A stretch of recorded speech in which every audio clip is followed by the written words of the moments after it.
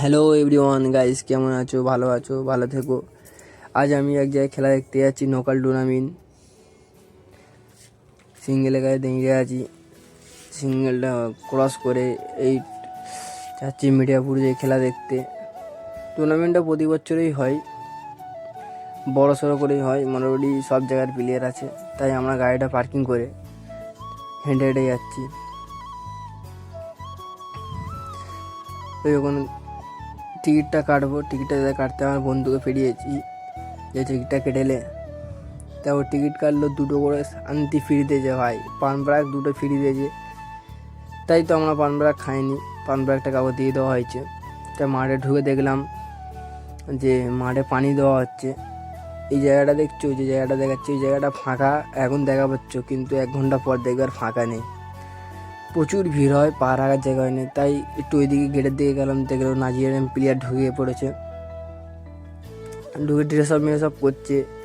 আরও কটা দুই দলের নাইজেরিয়ান প্লেয়ার সব এক জায়গায় বসে আছে,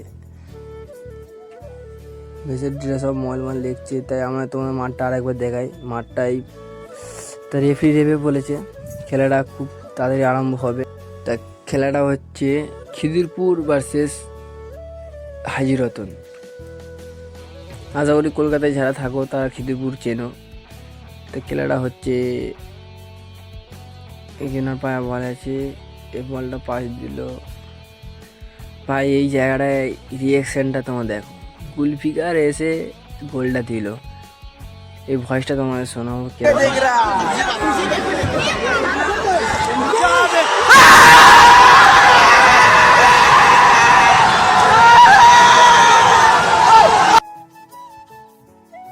পেলান্ডি হচ্ছে, পেলান্ডিতে জিতে গেল হাজিরতন। তাই আমরা খেলা দেখে বাইরে বেরিয়েছি।